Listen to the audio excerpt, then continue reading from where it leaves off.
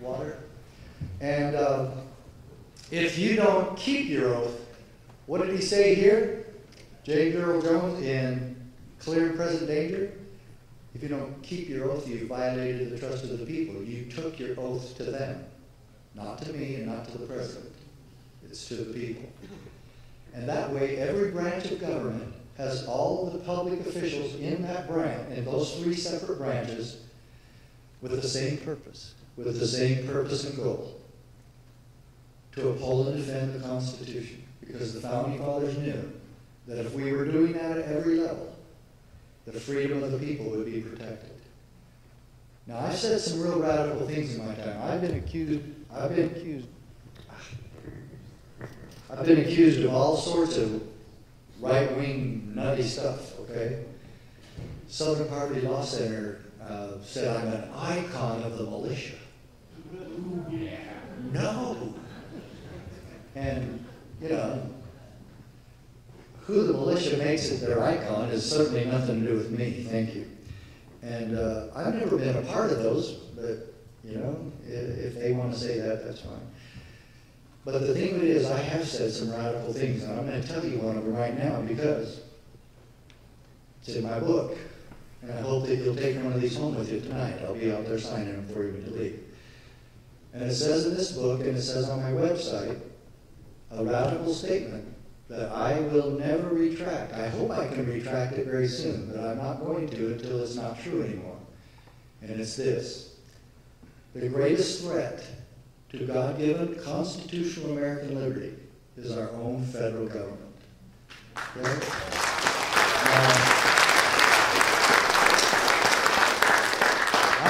I'm not happy to say it. I'm not glad to say it. I wish it wasn't true. More than anything, I wish it wasn't.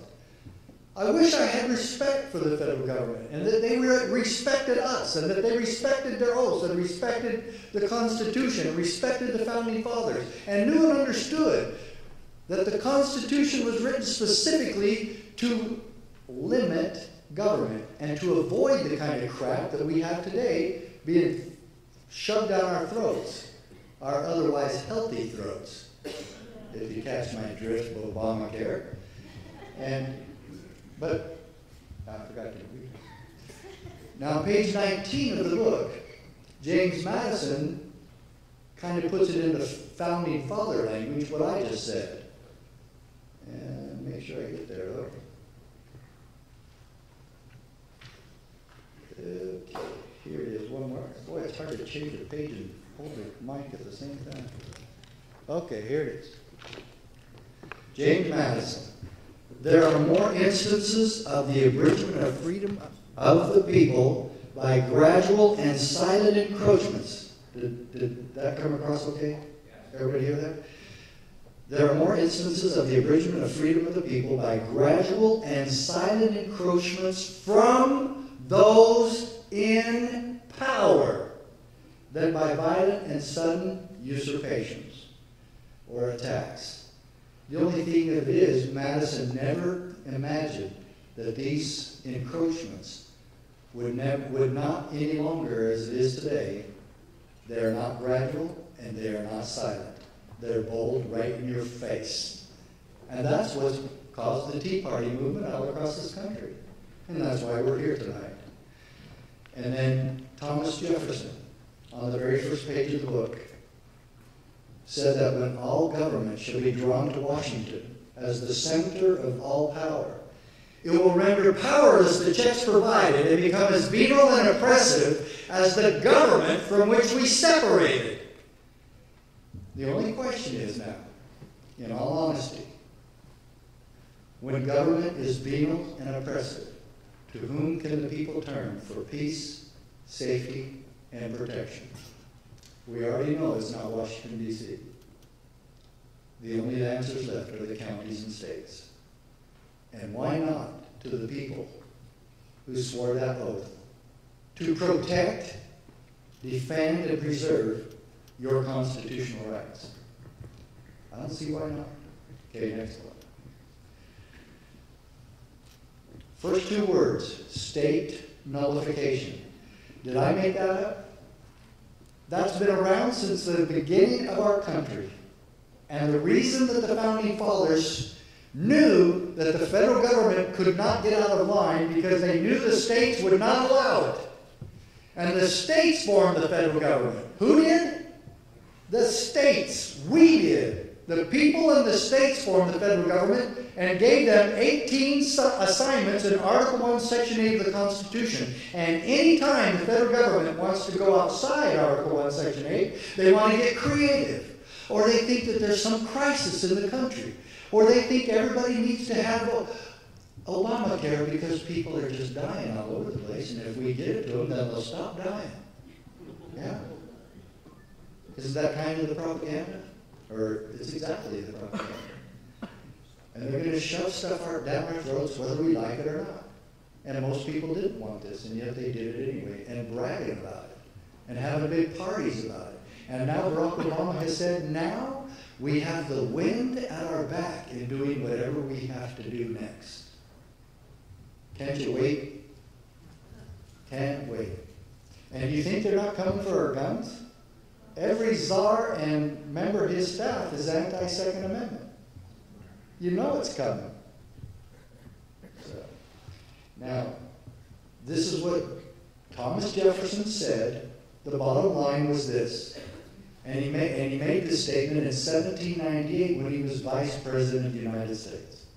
And he said, the states should refuse to enforce laws which they deemed unconstitutional. Well, there's a novel phenomenon for you. And you know who else said this? James Madison. He also talked about state nullification. Now we just need to implement it. This isn't anything we have to make a new law about. What are we going to say? The states are sovereign? Let's make a law. The states are sovereign. Let's make a law. Let's follow the Constitution. You took an oath. Now keep it. Yeah. Look at the word from the third from the bottom, the third line from the bottom, right in the middle, interpose. That's a fantastic word for local sovereignty. We must practice the doctrine of interposition and have local officials put themselves in the way, interpose on our behalf against tyrants. That's what this is about. The answer isn't ahead of us, it's behind us. It's right here. The founders knew what they were talking about. Let's just follow it. Let's put it into action.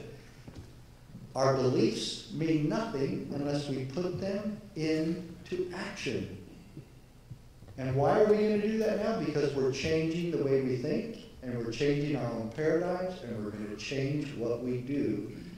Because if we keep doing the same old things, you know what that is. Those are the two litigants in this case, Jake Prince from Montana and myself from Arizona. And I wanted you to know this is a gun control law. It modified the Gun Control Act of 1968. And why did we get that? Because of the assassination of JFK about 5 years before that. He's right. In the future, full quarter will be given to British wounded and any who surrender. British men of war gave no such quarter when he fired on the ship carrying my wife and daughters. You have my sympathy, but my orders did. Doubt your sympathy. We're militia. This is not regular army. Every man here is free to come and go as he pleases. But while you're here, you will obey my command, or I will have you shot. Okay.